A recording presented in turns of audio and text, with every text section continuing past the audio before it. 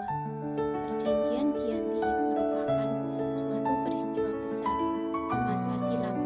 Situs sejarah ini hadir sebagai perekat ingatan kolektif masyarakat dengan peristiwa tersebut. Perjanjian ini lahir sebagai sebuah kesepakatan segitiga politik antara Paku Buwana III, Pangeran Mangkubumi, dan VOC pada tanggal 13 Februari tahun 1755. Nama Giyanti sendiri diambil dari lokasi penandatanganan perjanjian, yakni di Desa Janti. Tempat tersebut sekarang dikenal dengan Dukuh Kerten, Jantiharjo, Karanganyar, Jawa Tengah. Di masa silam, perjanjian Giyanti ini dibuat untuk meredam api konflik yang telah terjadi berlarut-larut pasca perpindahan Keraton Kartosuro ke Surakarta. Ketika itu Mangkubumi yang membantu Paku Buwana II dalam meredamkan api konflik mendapatkan hadiah sebidang tanah dari Paku Buwana II. Namun luas tanah yang diberikan menimbulkan kecemburuan salah seorang pangeran, lalu mengeluhkan ketidakadilannya terkait hadiah tersebut kepada Gubernur Jenderal Baron van Imhoff atau Gubernur Jenderal di Batavia, lantas mengeluarkan keputusan yang membuat tanah tersebut tidak jadi dimiliki oleh Mangkubumi. Sejak saat itulah peperangan Mangkubuana terjadi. Peperangan tersebut mendorong Gubernur VOC untuk Jawa Utara, yaitu Nicholas Harting, dalam mengambil sikap untuk menyelamatkan daerah operasionalnya. Secara tertutup, Nicholas Harting melakukan perundingan dengan Pangeran Mangkubumi.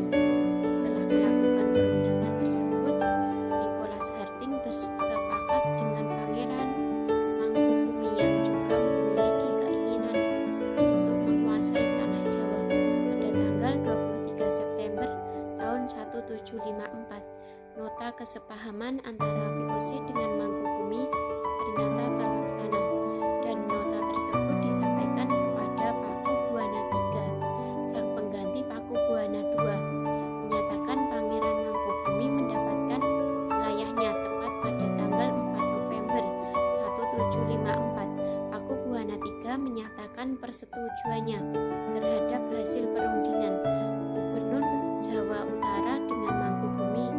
Surat pernyataan tersebut disampaikan oleh Paku Buwana III pada Gubernur Jenderal VOC, yaitu Jacob Moser, dan kesepakatan tersebut mendorong terjadinya sebuah perjanjian besar. Penandatanganan perjanjian Giyanti ini menjadi pangkal dari terbelahnya tanah Jawa menjadi dua bagian, atau yang dikenal dengan istilah Palihan Nagari. Hal ini menjadi awal mula naik tahtanya Mangkubumi di Yogyakarta sebagai Sri Sultan Hamengkubuwono I. Perjanjian Giyanti yang tidak merinci dan mengacak pembagian wilayah sehingga pada gilirannya menimbulkan rentetan peristiwa seperti terjadinya tumpang tindih antara wilayah di Jogja dan Surakarta, sehingga mengakibatkan kecenderungan untuk konflik di antara kedua kerajaan tersebut. Sementara itu, pasca perjanjian Giyanti, Raden Mas Said atau Pangeran Sambernyawa yang dahulu juga membantu Mangkubumi masih terus melakukan pemberontakan. Pangeran Sambernyawa atau Raden Mas Said ini, yang juga merupakan terah Paku Buwana, turut menuntut haknya sebagai penguasa wilayah. Pangeran Sambernyawa berhasil mengalahkan satu kelompok pasukan VOC. Kemudian pada Februari tahun 1756, Pangeran Sambernyawa juga hampir membakar keraton yang baru didirikan di Yogyakarta. Setelah terjadinya peperangan bertahun-tahun, VOC akhirnya menyudahinya dengan penandatanganan sebuah perjanjian. Perjanjian Salatiga tahun 1757.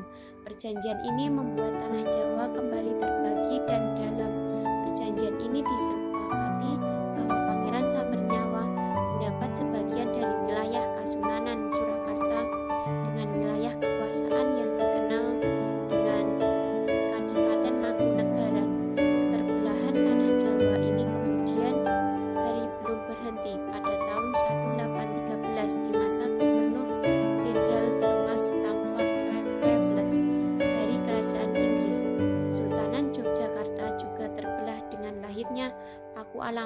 dengan demikian karena Jawa memiliki 4 wilayah pemerintahan yang masing-masing tumbuh dengan perbedaan model dan orientasi politik. Hal itu pun mengantarkan Jawa pada rupa yang beragam. Dinamika politik yang digerakkan oleh angin revolusi pada masa pertengahan 1940-an membuat masing-masing wilayah mengalami nasib yang berbeda. Hal ini berujung